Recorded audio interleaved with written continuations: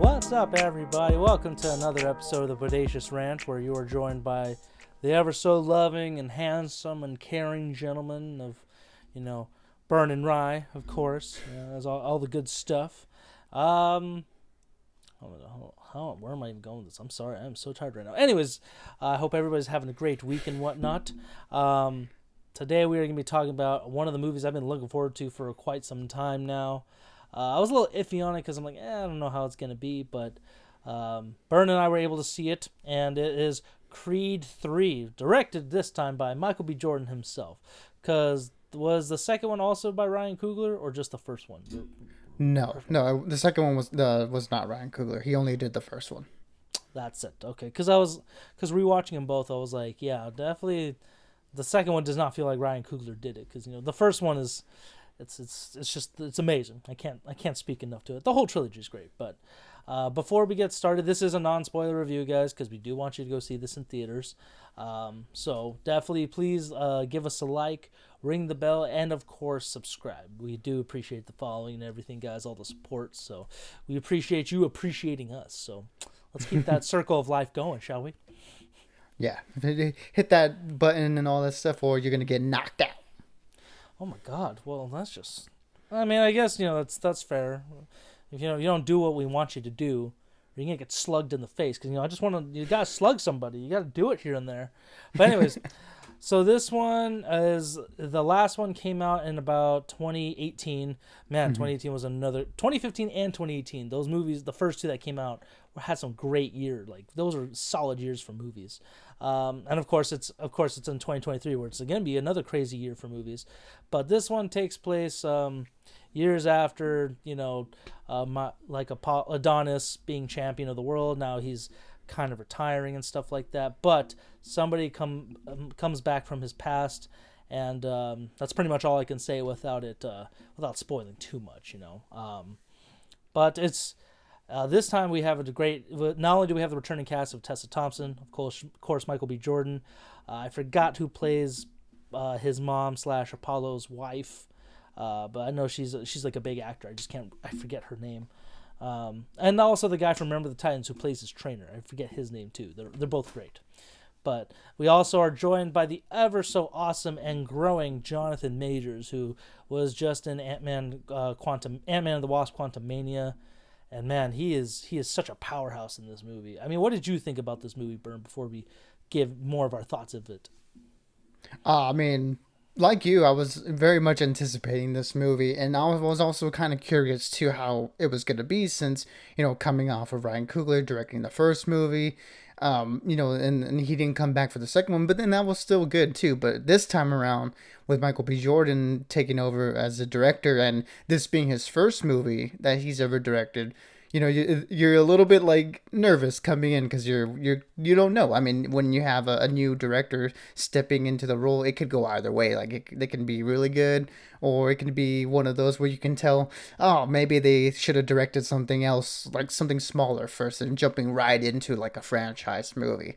But in my opinion, I think Michael B. Jordan kind of hit the ground running with this movie and this inclusion into the Creed and Rocky franchise. To me, it didn't skip a beat at all in terms of quality. In fact, I think it probably stayed around the same. And I think he did a really good job with his direction here. You can definitely tell that he does have a lot of anime influence and influence from his friend Ryan Coogler, who he's talked about on the press tour, saying that Ryan Coogler was one of the reasons why he wanted to even direct in the first place. So you definitely see those touches here and there, especially in the more emotional and intimate moments. So I think he handled that really well, and I think he handled the fights really well. I think this time around the fights in this movie are a lot more stylized than what we're used to, and I think that was actually a really cool change. Where now I think either 5 or it was how many Rocky movies were there? Were there 5, 6 movies? So 6 of those. So this is now 9. And the 9th entry in the full-on Rocky and Creed franchise. So you got to mix things up a little bit before things start getting a little bit stale. And we know with him shooting a lot of the fight sequences in this movie in the IMAX format, that adds a really cool visual component to it. And again, he does things a little bit more creatively that I think were very interesting, and were a nice little like injection of adrenaline to that. So, overall, I thought it was a really fun time, especially on those two aspects, handling the more intimate character moments and giving us some really fun fight sequences too. Yeah, and it's very hit and miss when the actor wants to be a director, especially if the movie they are in, because there's plenty of those times it's like, no, it does not work. You can't, clearly you can't do both, or you need a little more practice with both. But I do agree with you. I think he did a great job with this movie. Where it stands in the trilogy, I may need to watch it one or two more times to finalize that. But in all honesty, the first one's still the best one. But that's because it was such a like fresh look at the Rocky series and stuff. And it's funny how we both said 5, but then it's like 6. It's like, right, because Rocky 5 did happen, which was just god awful. Yeah, like in my mind, Rocky Balboa is Rocky 5, just because that one was just I So don't even know bad. what we can say about that one. Yeah, and it's. I mean, I'm not gonna get into it right now because we're talking about Creed, but just Rocky 5 was just. It made sense and it didn't. It was just like, no, that was so bad. But, I think, yeah, his style maybe a little too. His directing style was a little too flashy here and there, for a couple of the scenes.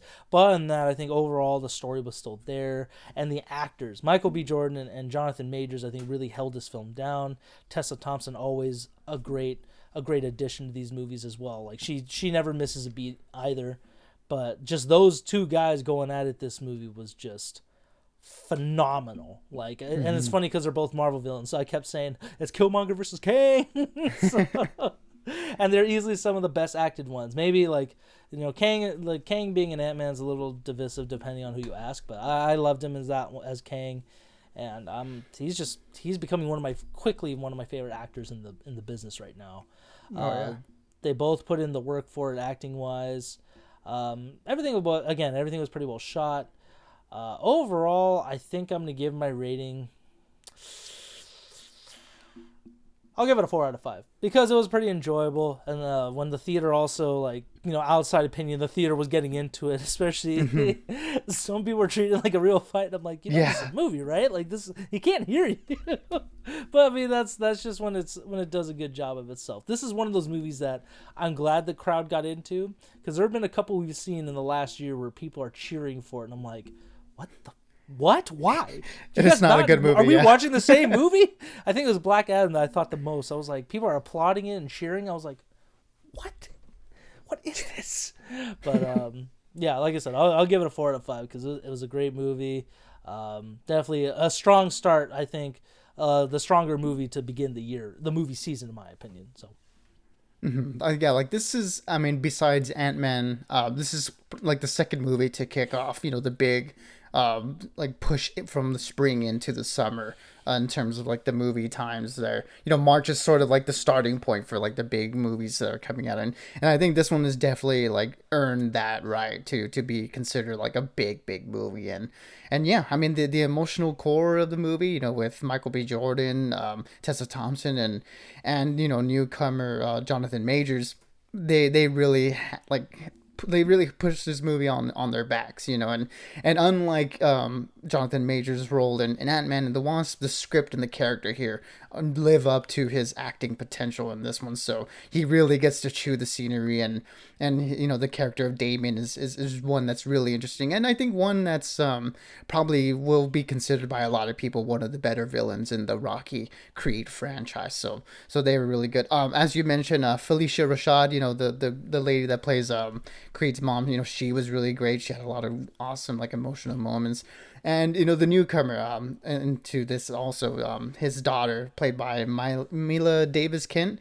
She is a deaf person, and she, since she doesn't have her voice as like an acting tool, I think she did a really good job of being very expressive with her face and her hand motion and stuff, and that connection between her and Creed was really well done. As I said, the emotional core of this movie, for a lot of it's more of a drama than an actual like action movie, in terms of like sports action.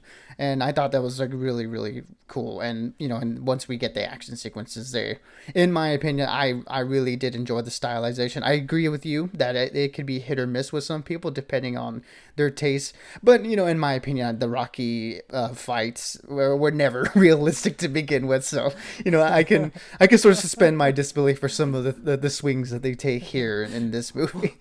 Well, in the original movies, no one ever blocked a punch, so it was just No. like you guys realize you'd be dead probably by the first movie ever because this is impossible. No one can take that many without doing anything. So it's just, yeah, I get you. Keep going. But it is going to be interesting to see how people react to it. But overall, I really did enjoy this movie. In terms of where I would put it, I think I liked it equally as much as the second one, maybe a little bit more, just because of the emotional core of this movie. I really connected to. So it is going to be a 4 out of 5 for me as well. And one, definitely people need to go watch in the theaters, and if they can, check it out in the IMAX for those fight sequences, because they were really cool in my opinion. Yeah, I mean, it was one of those movies that I was really into it as well, so I didn't even notice the IMAX until a couple scenes kicked in. I was like, oh, that's right, we're in IMAX. I think I'm also just used to us going to IMAX and Dolby all the time. So, but yeah, definitely worth the ticket, especially maybe if you're not even into the Rocky franchise. I think Creed are definitely some solid movies you could watch and kind of get the gist of it all. Yeah, and it was just a great movie. So for those of you who maybe saw it already, like we did with the early screening, or maybe you guys are gonna see it, in the day if you have time. What did you guys think about this movie? We would love to know in the comments, or what you guys think of it this upcoming weekend. Definitely try and go see it if you can. And of course, Mando did drop, but episode 2 is gonna come out soon, so we'll drop a review for that.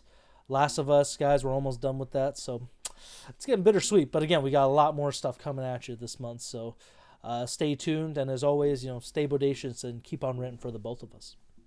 Absolutely, everybody. Be good, be safe, and as always, we'll catch y'all on the next one.